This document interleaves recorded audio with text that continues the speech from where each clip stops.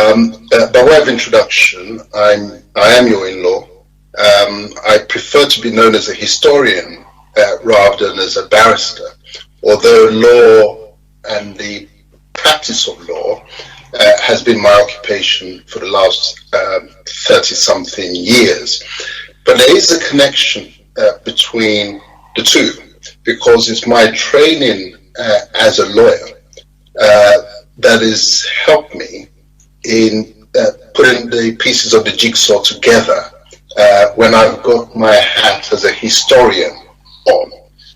Because I like to say that unlike those who read history formally as a degree, my knowledge of history was driven out of self-tuition, but using the forensic skills of a lawyer. And you know, we lawyers, when we're in court, when people bring their witness statements, what we say is that, okay, very well, that's your version of events. But we know that the truth and the real story lies in between the narrative that you're bringing to the courtroom.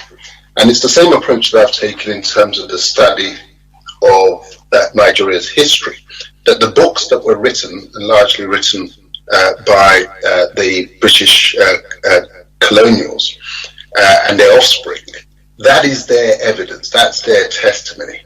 But what is the real story? One thing that I want you to understand is this: history is not something that happened. History is something that is happening, even as we speak. And I don't think any group in Nigeria is better placed to understand that than the Biafrans. It is still with us. It is still with you. The consequences, the effects are still being felt, even as we speak. The second point is this: history is never static. It is always moving. Why? Because there's always new evidence that is emerging.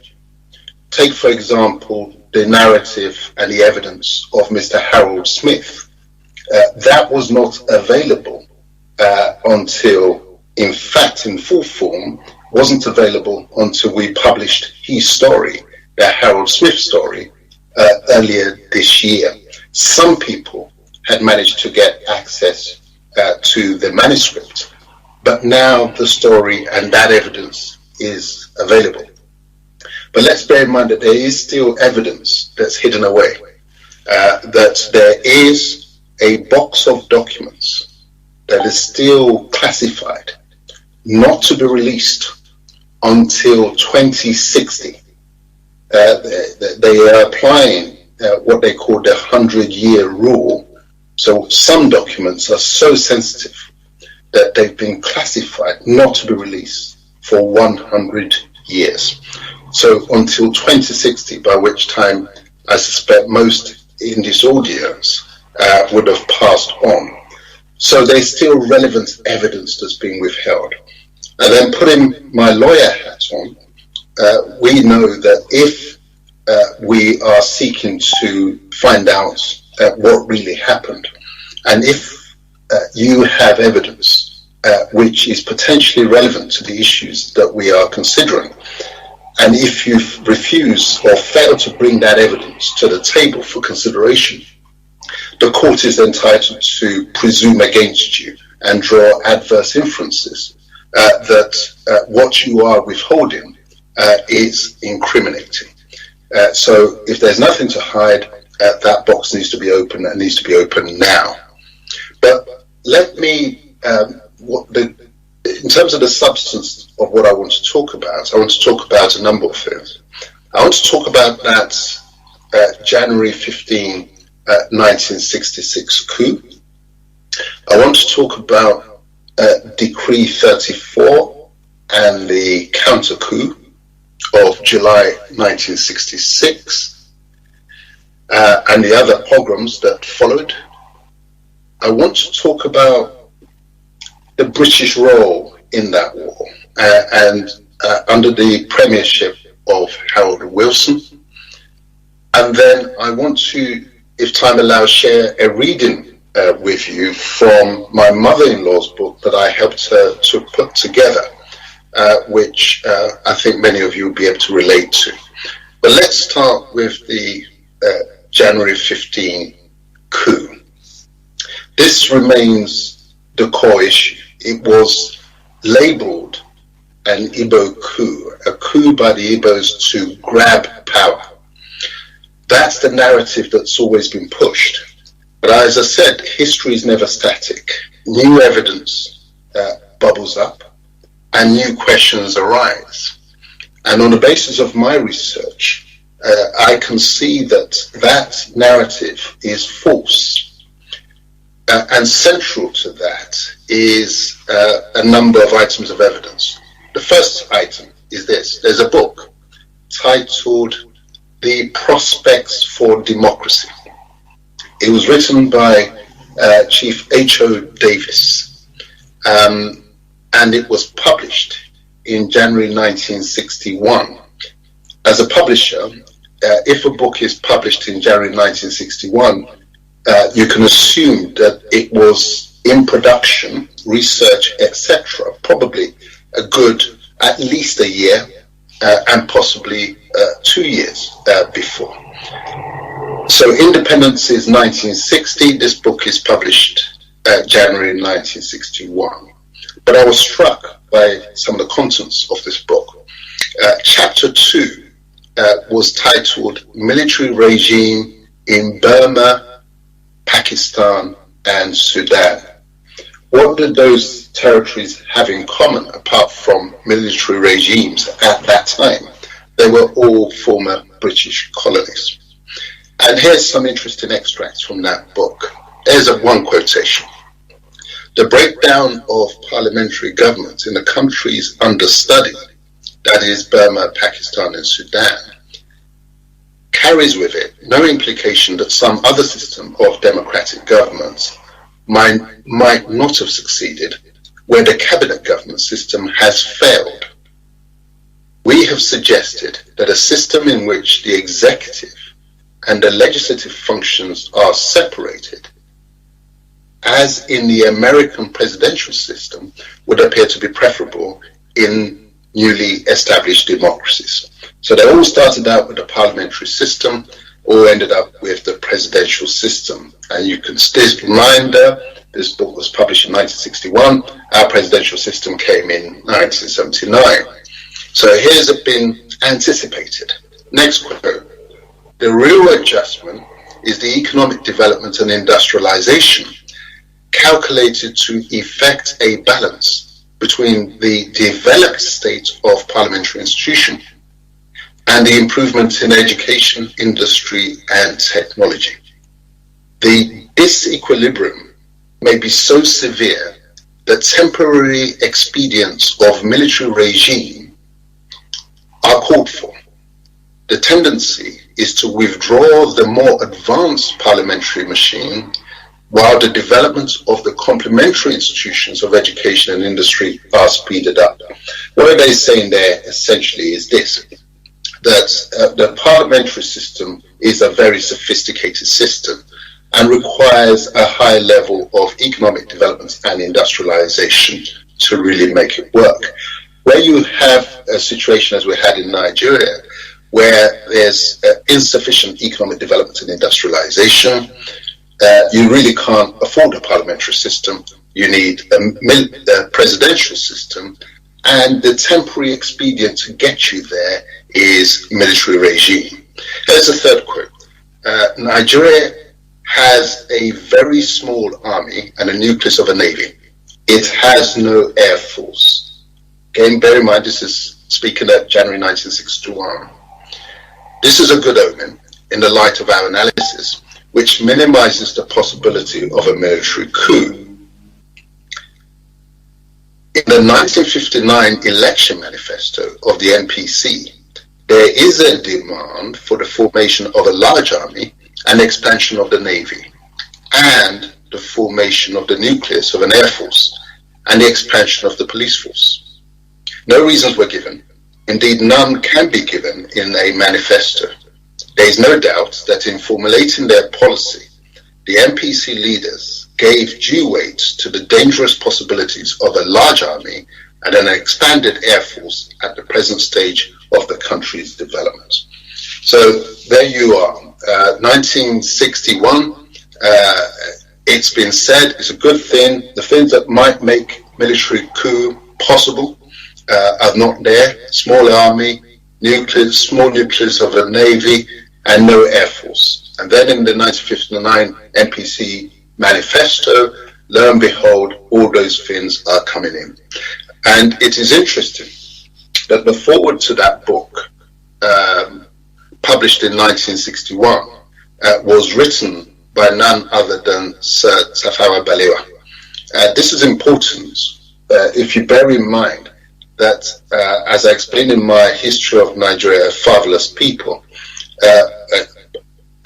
Tafawa Balewa had been tipped off by the last British governor of northern Nigeria, Brian Sherwood Smith, that when democracy fails, that it's those who control the army and the police force that will prevail.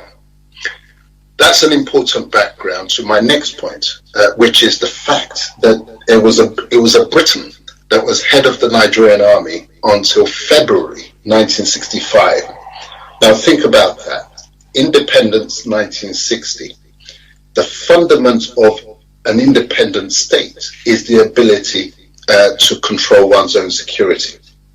But your security, or the security of Nigeria, was still being headed by Britain up until February 1965. That's just 11 months before the January 15 coup, when Aguiyi Ironsi was appointed. And by the way, one of the interesting points, these unanswered questions, is this. I did ask my wife, what does Aguiyi mean in the Igbo language? And instantly she said crocodile. I said, what does Ironsi mean in the Igbo language? She rolled her eyes and said, well, you can make sense of it if you break it down. Iro and Insi, but it's not a common word. Now, when time does not allow for me to go into the detail, but one unanswered question is how do we explain the coincidence that the first military ruler of Nigeria, Aguiyi Ironsi, if we give him that name, his nickname was Johnny Ironside, given by the British, and the first military ruler of Britain was Oliver Cromwell, and his nickname was Old Ironside. I leave that particular issue on the table. But here's another related point. Given the tip-off that Sherwood Smith had given Balewa and the North about the control of the army and the police, how was it possible? How did Sardauna in particular, was he persuaded that an Igbo man should be head of the army in succession to the Briton in February 1965? Doesn't seem to me credible that the exercise was as straightforward as appears. Sardauna, as we know, hated Southerners and the Igbos in particular. How was he persuaded, having been tipped off that control of the army was critical, that an Igbo man should be the head of the army? Then I come to the real mystery, which is Chukwuma Kaduna Nzogu. This is the basis on which it is said is an Igbo coup, that the majors, 5 of them, 4 of them were Igbos, 1 was Yoruba, but the coup was led by Kaduna Nzogu. This is a fellow of Igbo extraction who was born and raised in the north, but the evidence is that he was not a Biafran. The book written by his very close friend, Olusegun Obasanjo, titled Nzogu, makes it clear that he was a one Nigerianist. It is curious that this fellow who, by his own hand, murdered the revered leader of the North, Sadana Amadu Bello, was given a state burial even while the war was going on, with full military honors. His body was retrieved from Biafra land, flown to Kaduna, and given a full military honors burial. How was that sold to the North? How is that credible? How is that possible? That the fellow who murdered their revered leader was given an official state burial. Then I moved to Decree 34. What did this really achieve? What did it achieve? When we considered that the military rule had kicked in on the 15th of January, and by its very nature, military rule is unitary. You don't have regional government under a military system. It's like a colonial rule. It is unitary. It is top-down command structure. So if we already had a unitary government in Nigeria from January the 15th, 1966, what did Decree 34 actually do? The one that was blamed on Aguiyi Ironsi, the Igbo head of the army. What did it do? How credible is it that this was the cause of the first round of pogroms just 5 days later, on the 29th of May, 1966? The reason I don't buy the conventional explanation is this, is that the 29th of May is a date that's very significant in Islamic history, not just in Nigeria. It derives from the Islamic conquest of Constantinople, which was then the Christian capital of the Roman Empire, on the 29th of May, 1453. That is when the forces of Islam conquered the Christian empire, and Constantinople became what we now know as Istanbul. But there's more to it, because the second round of pogroms came on 29th of July, and then the third round came on the 29th of September. I hope you can see the sequence and the significance of the 29th. This suggests clearly that these things were not sporadic, they were planned, and including the first one. There's no way it could have been planned within 5 days of Decree 34. Then we move on to the fact that Gowan, a Christian northerner, now been appointed as leader of the Supreme Military Council, despite not being the most senior ranking officer. It suggests to me that the whole strategy and plan was to avoid the war appearing like a battle between the Islamic North and the Christian rest of Nigeria. You achieved that by putting a Christian as the head of the army. Then I moved to the British role in this war. It needs to be understood in the context that when it came to the Spanish Civil War, the British maintained a position of strict neutrality. No supply of weapons, no supply of finance, and no supply of troops. Yet, as far as what we know as the Biafran War is concerned, active participation, weapons, finance, tactics, and indeed mercenaries. Then we look to some of the policies by which the war was prosecuted. We look at the blockade.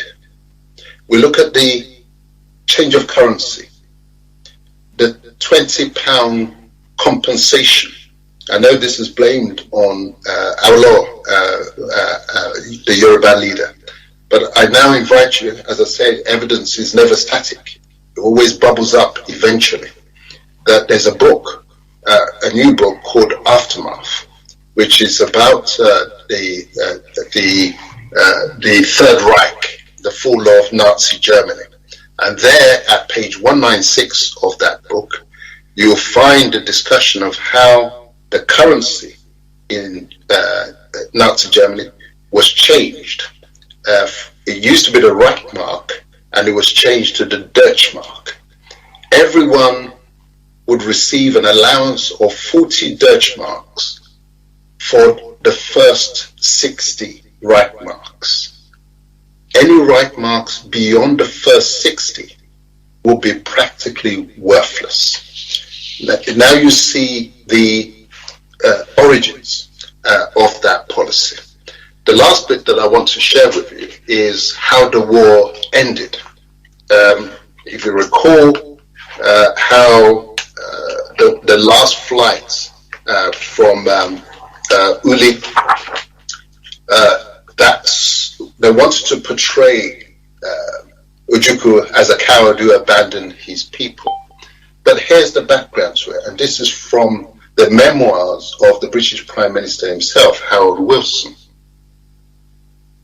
I wanted to be satisfied about the willingness of the federal government to negotiate on anything not involving dismemberment of Nigeria. In the event of a military victory, he should let the colonel slip through his hands to safety abroad. And this is my narrative in the book. It should come as no surprise that the war ended precisely in accordance with Wilson's script, when at 2 a.m. on 11th of January 1970, Colonel Ojukwu boarded the last flight from Biafra to safety. Now, the other reading that I want to share with you very briefly is, as I said, from my mother-in-law's autobiography, because when I was in the course of my visits, and I'll be asking questions, and I saw that there was a real story there, and that it's a tragedy if we, and indeed you, allow these stories to die off without being captured. And I'm pleased to say we were able to capture her story. She's still with us. Here's a reason.